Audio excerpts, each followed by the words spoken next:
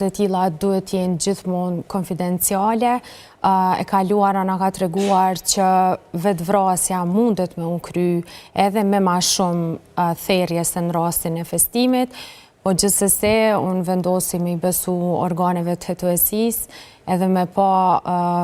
finalen se qka dhe rrethonat se si ka ndodh. Me shtu diçka edhe prej kolegës, me ndërlidh atë që e tha, raporti i autopsisë duhet me u bo në rrethana emergjente, po jo gjithherë kryhet në periudhën që e parashel ligji, periudhën 15 ditore, sepse nga njerë nevojitën edhe analiza toksikologjike të bëhen, nëse personi që dyshohet që ka kry vetvrasje, ose nëse është vrar, nëse ka pas rezistencë, nëse ka pas në gjak ndonjë substancë tjetër toksikologjike. Andaj ka marrë besoj dikun 2 javë ko, apo më tepër se 2 javë ko? Ka mundësi nëse është e nevojshme, analiza toksikologjike me vazhdu me u testu për me ardhë në një raport final. Mirë, Dita, si dallohet vrasja nga vetvrasja? Kështu, në këtë rastin, mundemi me thonë se vetvrasjet me armë të ftafta, do me thonë, janë të ralla shumë në përbëj një përqindje të vogël në përgjithësi në rastet e vetvrasjes. Andaj, mas pari mundemi mundal të numri i plagëve. Është e mundur që një person pra t'ja marrë vetës jetën duke thirrur 7 herë? 7 plagë janë të konsiderueshme mirë, po në shumicën e vrasjeve me thikë në do me thonë në tentimin e parë, pastaj në tentimin e dytë, vetëm e humb trupi forcën fizike edhe arrinte organet vitale ku personi nuk ka fuqi me vazhdu me të tjerat, dhe kjo na bën të sikur pa mundur, do me thonë, të jetë i vetvrar. Pra, mund të kemi dyshime këtu në këtë rast? Kështu, edhe vendodhja e plagëve është shumë e rëndësi, sepse personi kur vetë bën vetë therjen, më duhet me folë në këtë formë, sepse janë këto terminologji, mirë po vetëtherja bëhet në pjesë të caktuara ku janë përcaktu me qafa, pjesa e gjoksit edhe abdomeni, ndërsa pjesë tjera të trupit, si kur shpina dhe pjesë të lartë edhe të pa arritshme, janë të pa mundura mu dëmtu prej vetës. Janë edhe disa plagë tjera të cilat janë plagë të dyshimta, të cilat mund të na çojnë tek një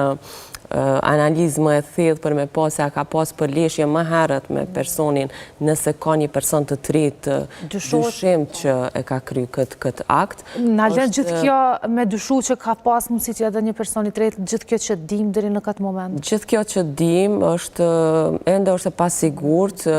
dhe duhemi t'ia lëjmë prap personave të cilët e kryjnë hetimin dhe mos ta pengojmë hetimin. Mirë po është edhe një detaj që mundet me nxjerrë pa që ka qenë personi i tretë, nëse ka lënë një gjurmë. Nëse ka lënë një gjurmë në vendin e ngjarjes apo tek personi dhe në armën, nëse arma është ende prezente. Dhe bëhet një analizë ADN-s të aty në gjurmëve të cilat janë gjetë, mirë po vlen të ceket që për shkak të kushteve të kufizuara në shtetin tonë dhe në Institutin e Mjekësisë Ligjore, në të cilën nuk kryhet ekzaminimi i mostrave të ADN-s, këto barten në vendet të tjera dhe është shumë problem ndoshta të bëhet ruajtja e këtyre mostrave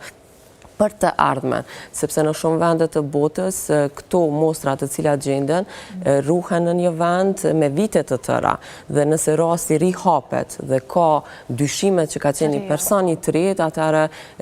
bëhet një krahasim mes ADN-s, mostrës të ADN-s të personit dhe mostrës të ADN-s të ndjerit, për të parë se nëse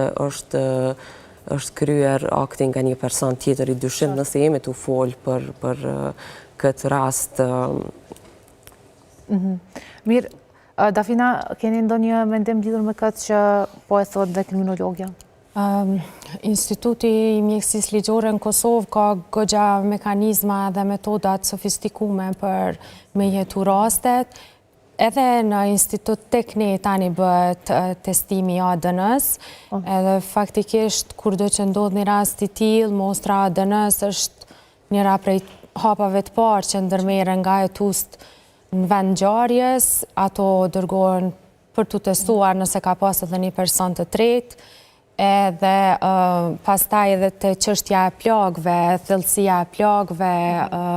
nëse ato janë kry, si që tha dhe kolegja, në pjesë ku janë të arritshme për personin, ndërkaq nëse ka plagë me thikë shpuse në një pjesë ku nuk mundesh me ja arrit me dorë, atëherë ekzaminimi thellohet edhe derisa të vijmë te vërteta. Qartë, mirë, a është bërë gjyqi publik grua së festimit? Sinqerisht, unë kom di keqardhje për bashkëshortën e festimit, për gjyqin publik që ju ka bë. Do të thëtë, në mes gjitha aty në dhimbjeve që ajo i ka përjetu pa dasht me paragjyku rastin, akoma nuk e kemi raportin final, akoma drejtësia nuk e ka thënë fjallën e vetë, prapë se prapë është e pa drejtë, është e pa dignitetshme,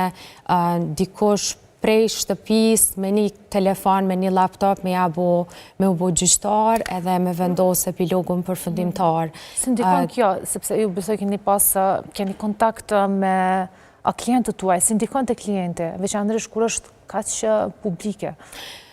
Fatkeqësisht kjo ndodh gati në secilin rast që bëhet mediatik tek ne, i bëhet gjyqi publik, pastaj ajo po ndikon edhe te gjykata, edhe te prokuroria, po veçanërisht tek rasti i festimit, unë e di gruaja e tij që është përballë me komentet pa shpirta nga njerëz të tjerë, edhe ja kam vështirësu këtë dhimbje jashtëmase. Andaj duhet secili prej nesh me pas kujdes edhe me pas humanitet, sidomos në rastet të tilla. E vërteta ka me u zbulu herët avon, kështu që le të presim drejtësinë edhe mos bëhemi secili gjyqtar prej shtëpisë. Si kur na është bërë një shprehi, të flasim, të komentojmë, nuk e di, secili po e merr në dorë një farë mënyrë me gjyku dhe me bëj gjyq publik dikujt që ende nuk dihet asgjë se çfarë ka ndodhur, nuk është asgjë e qartë dhe nuk është ndoshta puna e qytetarëve, puna jonë që t'i bëhet një gjyq publik një gruaje. Ashtu, unë jam profesioniste në këtë fushë.